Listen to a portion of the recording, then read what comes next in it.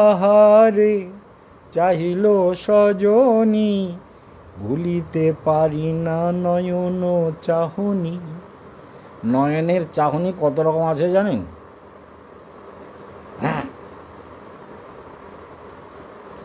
কি ভালো গো, কত ভাব, হাব ভাব। নাচ যারা শেখে মেয়েরা তাদের জিজ্ঞেস করবেন, বলে ভাব কত রকম, হাব কত রকম, হাব ভাব এইসব নিয়েই তো নাচ, এইসব নিয়েই সংসার। আর ওই সুন্দরীদের দেখার জন্য যত সংসার সব মেতে আছে। ওরে বাবারে, এই সুন্দরীরা পৃথিবীর যারা সুন্দরী রূপে জন্মায় তারা পৃথিবীতে একেবারে হাতের তালুতে করে নাচায়। ওরে বাবারে, এরা সব জগতের মহাকীর্তিশালী, মহিমা মণ্ডিতা, মহাশক্তিশালী জগতের সুন্দরী। আহা, এই সুন্দরীদের, এরা এই সুন্দরীগুলো যদি একটু ভজন করে তাহলে অরেয়ানো লোককে সুন্দর করতে পারে। তো করবে না তো? যেমন রত্না ওই তুলসী দাসের যে পত্নী রত্নমালা আর কি, তো রত্না বলছে শ্বশুর বাড়ি গেছে বউ, খুব সুন্দরী বউ, শ্বশুর বাড়ি গেছে, ও শ্বশুর বাড়ি গেছে, তুলসী দাস শ্বশুর বাড়ি গিয়ে হাজির। বলে কি, যে বউ যেখানে যাবে সেখানে যাবে, রাতবে সেখানে যাবে। বউ এত সুন্দরী, খুব সুন্দরী বউ একটা জুটেছে। তুলসী দাসও সুন্দর ছিলেন, বউটাও সুন্দরী হয়েছে। আর বউ যেখানে যায় সেখানে যায়। রান্না করতে গেলে রান্নাঘরের কাছে গিয়ে বসে থাকে। বাবার সম্পত্তি আছে, খাচ্ছে দাচ্ছে, চাল ডাল সব কিছুই তো খেতে খামারিতে প্রচুর হচ্ছে, লোকজন কাজ করছে, অতএব চিন্তা নেই। আর এই খাচ্ছে, আর ওই বউ ছাড়া থাকবে না। ঘুমোতে গেলে বউ, শুতে গেলে বউ, রাঁধতে গেলে বউ, বেড়াতে গেলে বউ, হাসতে গেলে বউ, গল্প করতে গেলে বউ, বউকে ছাড়বে না। বউ বলে আমি একটু বাবার বাড়ি যাই, তুমি একটা দিন দুটো দিন ঘুরে আসি, আমি চলে আসছি। বলে আমি যাব না। বলে না, তুমি যাবে না, তুমি আমার পেছন ছাড়ো না। লোকে আমাকে ঠাট্টা করে, লোকে বলে এইরকম বর, ওরে বাবারে 24 ঘন্টা পেছনে পেছনে ঘোরে গো, এমন বর কেউ দেখেছে? এরম বর, হেই একটা অসভ্য মাত্র মার্কা বর, ভীষণ খারাপ। তো এইসব লোকে আমারে ঠাট্টা করে, কত বিদ্রুপ করে। আমার দিদিরা, ভাইরা, বোনেরা, আত্মীয় স্বজনরা, পিছিয়ে পিছে সবাই বলে তোর বর তোরে নিয়ে পাগল, তুই এত সুন্দরী না। তো এইবার বাবার বাড়ি গেছে। তুলসী দাস কোনো রকমে 2-4 ঘন্টা কাটিয়েছে, সন্ধে হওয়ার আগে শ্বশুর বাড়ি পৌঁছে গেছে। হ্যাঁ তুমি এসেছো? তুলসী দাস বলছে তোমাকে ছাড়া না আমার খুব ভালো লাগছিল না গো, তুমি আমারে বকো না। কাঁদছে তুলসী দাস, আমারে এত বকা বকো না, আমি তোমারে ছাড়া থাকতে পারি না, আমার খুব কষ্ট হয়। শ্বশুর বাড়ির লোকেরা ওই দেখো সব মুখ লুকিয়ে লুকিয়ে হাসছে, দেখো আড়ালে আবডালে হাসছে, তোমার ভাব দেখে লোকে ঠাট্টা করছে। তোমার একটা আত্মসম্মান বোধ, তুমি এই বাড়ির জামাই, আমি মাত্র সকালে এসেছি, আর তুমি সন্ধ্যেবেলা এসে হাজির। এটা কোনো ইয়ে নেই, একটা কোনো মান ইজ্জত বলে কিছু নেই। আমারও মান ইজ্জত গেল, তোমারও গেল, তুমি একটা ভীষণ অসভ্য। তুলসী দাস বলছেন তাহলে কি করবো? আমার এই শরীরটা না হয় সুন্দর, এই শরীরের প্রতি এত মোহ করলে কি হবে? তো চামড়ার, এ তো কোন দিন পচে যাবে, গলে যাবে, ফোড়া হবে, উমুক হবে, জ্বর হবে, টাইফয়েড হবে, ক্যান্সার হবে, কত কিছু হয়ে আমি যদি আমার শরীর যদি আর সুন্দর না থাকে কি হবে? কি হবে এটা কি চিন্তা করুন। সেদিন আমাদের একটি মেয়েকে দেখছিলাম, আমাদের প্রদীপ দত্তের বাড়িতে যজ্ঞ হচ্ছিল বেহালায়। সেখানে একটা মেয়ে এসেছে, অনেক মেয়েরা এসেছে, অনেক মেয়ে, তার মধ্যে একটা মেয়ের নাম বলছি, তার নাম হলো মায়া। আমাদের এদের বাড়ি আগে ছিল এতে আপনার ওই সূর্য এতে বেলতলিতে। এখানে বহুবার গেছি আমি, ছোটোবেলাতে অনেক লেকচার দিয়েছি, অনেক কিছু হয়েছে, আমাদের গুরু ভাইরা সঙ্গে যেত, অনেক প্রোগ্রাম হয়েছে। যাই হোক, সে মায়া তখন ছোট ছিল, একদম ছোট্ট বাচ্চা ছিল, গুড়গুড়ি থেকে বড় হয়েছে, খুব সুন্দরী, মাও সুন্দর, বাবাও সুন্দর, বাবা তো মার থেকেও সুন্দর। তো বাবা মারা গেছে।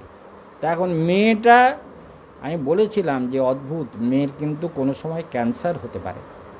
মেয়েটা এত সুন্দরী, যারা রূপসী হয় এদের রূপের গরব, তোমার গরবে গরবিনী হাম, রূপসী তোমারও রূপে। কিন্তু এ তো তা না, রূপের গরব। বাপরে, ওখানকার মাস্টাররা পেছনে লেগেছে বিয়ে করার জন্য, যেখানে যায় যে দেখে সেই প্রেমে পড়ে যায়। মায়ার, এই মায়া ক্যান্সার হয়ে মানে বাঁচিয়েছে ঠিকই, বহু টাকা খরচ করে, শ্বশুরবাড়ির লোকেরাও বিরাট বড় লোক, তা বাঁচিয়েছে, কিন্তু তার মুখ টুক তুবড়ে থুবড়ে চেহারা টেহারা শুকিয়ে কি বিশ্রী হয়েছে আমি চিনতেই পারছি না। যে মায়াকে আমি এতবার দেখেছি চিনতে পারছি না। হ্যাঁ, ওর বড়দির নাম ছায়া, ওর জ্যাঠার মেয়ে আর কি, তার নাম ছায়া, ওর নাম মায়া। আর ওর মেজ বোনের নাম হচ্ছে মঞ্জু। মঞ্জু আমার খুবই ছোটোবেলার থেকে এরা স্নেহপাত্রী। সেদিন মঞ্জুর স্বামী এরা এলো, স্টোন টোন নিল, কবজ টবজ নিল। যাই হোক, এখন এই মঞ্জুটা দেখি খুব মানে ছোটোবেলার থেকে এখন আরও সুন্দরী হয়ে গেছে, আরও সুন্দর, মানে মুখটুক লক্ষ্মীর মতো, গোল গাল, পরম সুন্দর, একেবারে মা লক্ষ্মীর মতো লাগছে মঞ্জুকে। আরে মঞ্জু, তোমাকে তো লক্ষ্মীর মতো লাগছে। বলে ওই তো দিদি মায়া। আরে মায়া? এই মায়ার চেহারা এরকম হয়ে গেছে? মায়া হাসছে। তাহলে তোমার দাঁতগুলো তো ঠিকই আছে, কিন্তু তোমার কি চেহারা হয়েছে মনে হোক, তুমি এত সুন্দরী, তোমাকে দেখলে কে না ভোলে। আর এখন দেখছি সুন্দরী ছিটকে গেছে। তাহলে দুনিয়া এই রকম বদলাতে থাকে। তাই তারপর কি হয়? বলে ভোগ বসে যৌবনে, লেখাপড়া শিখে টাকা পয়সা কামিয়ে বাড়িঘর করে বলে এইবার, যেমন আমাদের শ্যাম এখানে ছিল, শ্যাম মণ্ডল, হাজরা চাঁদুয়ায় বাড়ি। শ্যাম কি করেছে? আমাদের এক কিছুতেই মানবে না, পরে ধরা পড়ে গেছে আমাদের গৌরের মেয়ের সঙ্গে প্রেম করছিল। তো প্রেম করতে এখন আশ্রম থেকে তাড়িয়ে দিয়েছি, বহু টাকা পয়সা মেরেছে, একদম পাক্কা চোর। এই পাকা চোর এখন এই টাকা পয়সাগুলো জুয়া খেলে উড়িয়েছে। জুয়া, চিন্তা করুন, ছোটবেলার থেকে মানুষ করেছি, 10 ক্লাসে একজনের প্রেমে পড়েছে। এগুলো গ্রহগত শুভ লক্ষণ না থাকলে গুরুগৃহে বাস করার সৌভাগ্য সবার হয় না। এই গ্রহগত সৌভাগ্যের অভাবে কি করেছে, এই আশ্রমের সামনেই একটা বাড়ি, যাদবদের বাড়ি, তাদের মেয়ে দেখতে ও মানে একদম অন্যরকম। যাই হোক, আমি মেয়ের নিন্দা করব না, কিন্তু তার সঙ্গে প্রেম করেছে। তখন 9 10 পড়ে, 9 10 থেকে প্রেম শুরু করেছে। ওই খবর শুনে আমি বলি সর্বনাশ, এখানে রাখা যাবে না। ওখান থেকে কলকাতায় নিয়ে গিয়ে 11 12 ক্লাস কলকাতায় পড়ালাম।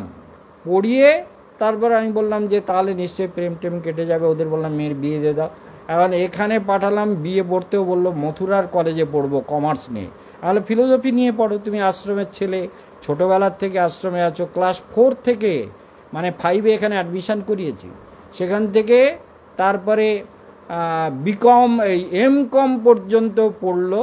আর তার মধ্যে প্রেম টেম করে, কেল্লা ফতে করে, টাকা পয়সা চুরি করে, গুরুদেবের আশ্রমে বরবাদ করে, তারপরে গুরুদেবের বরবাদ করতে পারে। কেশবানন্দ বন মহারাজের পিছনে ভগবান, দেবতারা, উপদেবতা, চামুন্ডা, বিশ্বদেবী, নবদুর্গা, দশমহাবিদ্যা, ষোড়শ মাতৃকা, বিশ্ব প্রকৃতি, বিশ্ব দেবতা, এরা সব আমার পিছনে থাকে, নিরন্তর রক্ষা করে। যেন আমার কি ক্ষতি করবে? ঘোড়ার ডিম, অশ্বডিম্ব বলে শুদ্ধ ভাষা, জানেন তো? অশ্ব মানে ঘোড়া, আর ডিম্ব মানে ডিম প্রসব করে, কত কিছু তো হয়নি। তারপরে এখন কি হচ্ছে, ঠেলা লাগিয়ে বিক্রি করে বেড়াচ্ছে, ঠেলাই করে। তার বলতে ওরা জিজ্ঞেস করতে, তুমি যখন আমার মেয়েকে, গৌর আমাদের বিজলির কাজ টাজ করে, গৌরও আমার শিষ্য, তার মেয়ে, তার নাম হচ্ছে ওর ছেলের নাম গিরিধারী আর মেয়ের নাম কৃষ্ণা। তো মেয়ের নাম হচ্ছে কৃষ্ণকলি বোধহয়। গৌরের মেয়ের নাম কি, কৃষ্ণকলি না কি, মনে আছে তোমার রিনা? গৌরের মেয়ের নাম রাধে রাধে, কৃষ্ণকলি না কি আছে, যাই হোক। তো সেই হচ্ছে ব্যাপার। তা এখন তার প্রেমে বিয়ে করবে। আমরা বললাম যে বিয়ে যে করবা তা তো ঠিক আছে, তাই লোকের কাছে বলছে আমি জমি কিনবো, বাড়ি করব, তারপরে বিয়ে করব। আর সে লোকের মুখে খবর পেয়েছে, আমার সঙ্গে তো দেখা সাক্ষাৎ নেই। আমি কেস করেছিলাম, ওর মুখ শুকনো দেখে ছোটোবেলার থেকে আদর করে মানুষ করেছি। তো আমাদের ছন্দা বুড়ি এরা খুব স্নেহ করতো ওকে, সেই স্নেহের জন্য ওর কেসটা তুলে নিলাম। যদি আমি কেস না তুলতাম না, সারা জীবন ওর জিন্দেগি বরবাদ হয়ে যেত। কিন্তু আমি দেখলাম সাধুর ধর্ম ক্ষমা করা। পুলিশের কাছে তাও আমাকে কথা শুনতে হলো, आप जब चाहे किसी के ऊपर केस करेंगे, जब चाहे उठा लेंगे, ऐसा कोई होता है? আমাকে বলছে, अरे क्या करें, बचपन से उसको हमने अपने हाथ से उसको जीवन को तैयार किया, अब उसका मुंह देख के मुझे दुख लगता है, केस हम उठा लेते हैं। केस उठिए নিলাম, সেই উঠে যাওয়ার পরে এখন যা করে বেড়াচ্ছে প্রারব্ধ। সেই জন্য ভোগবশে যৌবনে গর্ভপাতি বৈঠলু, ভোগবশে যৌবনে, ভোগবশে যৌবনে একটা সুন্দরীকে নিয়ে ঘরটর পেতে সংসার, তারপরে তো চরিত্রহীন হলে এক সুন্দরী না কত সুন্দরী সুখে বেড়ায় তার ঠিক নেই। যে যাই হোক, গোয়ায়লু না ভেলো, তাহলে সুতমিত বাড় অনেক। যৌবনে ঘর পেতে বসে সুতমিত, সুত মানে পুত্র, সুত মানে পুত্র, মিত মানে মিত্র, বাড় মানে বাড়লো, सुतमित बाढ़ल, बहुत बढ़ गए। बेटे, पोता पोती, पत्नी, संसार, सारा सब कुछ बढ़ गया। और वृद्ध कालो आवल सब सुख भाग, पीड़ा बसे हईनु कातो। যেই বুড়ো কাল এলো তখন সুখ সব পালাচ্ছে। ওই জরার সঙ্গে বিয়ে করতে হয়েছে, যে কালের পুত্রী জরা, ও যখন ধরবে তখন সব গ্রাস করবে। কেশব আনন্দ মহারাজকেও ধীরে ধীরে বুড়োর দিকে টানছে না। এই 69 বছর চলছে তো রানিং, 69 বছর বয়সে এখন লোকে বলে মহারাজ, এই সেদিন বারাসাতে যজ্ঞ করতে গেছিলাম, বলছে আমরা সবাই বুড়ো হচ্ছি, আপনি তো বুড়ো হচ্ছেন না। আমি বলি ও আমারে তাহলে বুড়ো হতে হবে, দাঁড়া আমি কি করা যায়, এবার বুড়ো হব। তা যে বলছে কে জানেন তো, যার বাড়ির যোগ্য তার মেজদা, তো আমাদের রমার মেজদা বলছে আমরা সবাই বুড়ো হয়ে যাচ্ছি, মহারাজ তো একই রকম দেখতে পাচ্ছি, 69 বছরের মহারাজ একই রকম আছে, চিন্তা করুন। তাহলে এই সংসার আজকের হচ্ছে ভগবানের কি রাখি বন্ধন, আর এই রাখি বন্ধনে ঝুলন লীলার শেষ। ঝুলন চলছে বৃন্দাবনে 1 মাস ধরে, আজকের সেই ঝুলন লীলার শেষ। আমাদের গোপালও নিচে ঝুলছে, দোল খাচ্ছে মনের আনন্দে। আর এই ঝুলন লীলা রাখি পূর্ণিমায় আমাদের রিনাও এসছে রাখি বাঁধতে, রাখি বাঁধবে তো বেঁধে ফেলো, সবাই দেখুক যে হ্যাঁ রিনা বৃন্দাবনে থাকে। ওরা ধলেরাতে একটা গ্রামে ওরা জমি টমি কিনে, তাই ওরা কি করেছে, ওখানে একটা ঘর করছে, এখনো ছাদটা দিতে পারেনি, চেষ্টা করছে। মেয়েটা আশ্রমে ছিল, খুব ভালো মেয়ে, সবার স্নেহপাত্রী, সবাই স্নেহ করে, আমিও স্নেহ করি। সেই রিনা এসছে রাখি বন্ধন করতে। রিনাকে দেখুন রাখি বাঁধছে, রিনাকে দেখুন, এই ছেলেদের দেখতে পাচ্ছে, রিনার ছেলে দেখা যাচ্ছে, এই রিনার 2 ছেলে, আর এই যে রিনা রাখি বাঁধছে। তো এরা সব এসছে ধলেরা থেকে। তা ধলেরা গ্রাম আপনারা জানেন, সেখানে ওরা ঘরটর করছে। এইভাবে রিনাদের ঘরটর করে এই ছেলে দুটো, আর ওর স্বামীর নাম রমেশ, সেও কাজ টাজ করছে, এরা সব রাখি বাঁধতে এসেছে। ঠিক আছে, তাহলে আপনারা বুঝতে পারছেন, গোয়ায়লো না ভেলো বিবেক। তাহলে কি হচ্ছে, বৃদ্ধ কালো আবল সব সুখ ভাগল, পীড়া বসে হইনু কাতো।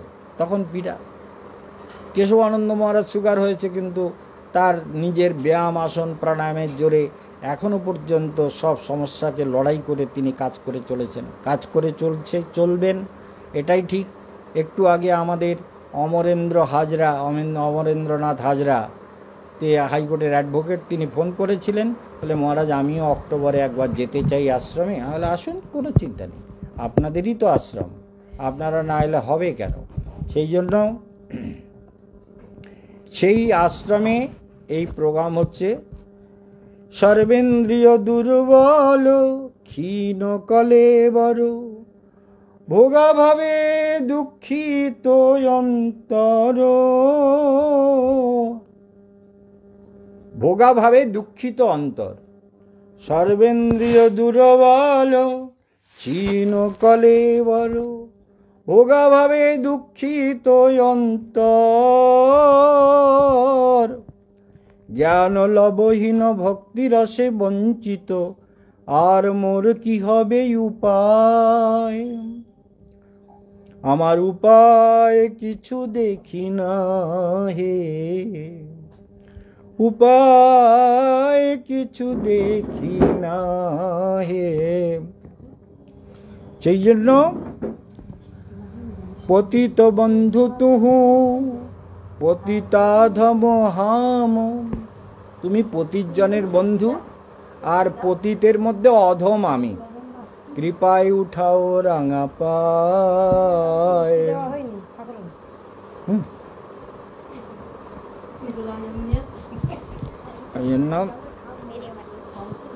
বিচারিতে আবহি গুণলা নাহি পাওবি, তুমি যদি বিচার করো না আমার একটাও গুণ পাবে না। কৃপা কর ছোড়ো তো বিচার, কৃপা করো ছোড়ো তো বিচার, বিচার করো না প্রভু। আমার বিচার করলে তুমি যদি কোন কোন গুণে তোমাকে কৃপা করব যদি বলো, তাহলে আমার গুণ তো কিছু পাওয়া যাবে না। সেই জন্য তব পদ পঙ্কজ সিধু পিবাবত ভক্তি বিনোদে করো পার। ভক্তি বিনোদ ঠাকুরের বিখ্যাত পদ, খুব প্রিয় গান। একটা আপনাদের শোনালাম। আজকে রাখি পূর্ণিমার দিনে, পরম পবিত্র দিন, ভগবানের ঝুলন পূর্ণিমা আজকে শেষ হলো। 1 মাস ধরে ঝুলন চলছে, শ্রাবণী পূর্ণিমা আজ। এই শ্রাবণী পূর্ণিমায় আজকে শ্রাবণ মাসের শেষ দিন, আর শিবের পরম পবিত্র মাস। ওং নমঃ শিবায়, ওং নমঃ শিবায়, ওং নমঃ শিবায়, ওং নমঃ শিবায়, ওং নমঃ শিবায়, ওং নমঃ শিবায়, ওং নমো শশি শেখরায়, ওং নমঃ ভূষণায়, ওং নমঃ ত্রিলোচনায়, ওং নমঃ ভস্ম বিলেপনায়, ওং নমঃ মৃত্যুঞ্জয়ায়, ওং নমঃ শিবায়। শিবায় ওং শিবায় নমঃ। ওম পার্বতীপতये নমঃ। ওম হর হর महादेव। जोर से बोलो, ओम पार्वतीपतये नमः। हर हर महादेव। आवाज नहीं निकलता, खाया नहीं कुछ, जोर से बोल। हर हर महा, तू बोल हर हर महा। তো আজকের এখানেই প্রোগ্রাম সমাপ্ত করলাম। কালকের আবার দেখবো সময় মতো 10টায় প্রোগ্রাম করার। এখন অনেকক্ষণ হয়ে গেছে, ওরে বাবারে অনেকক্ষণ প্রোগ্রাম দিয়েছি।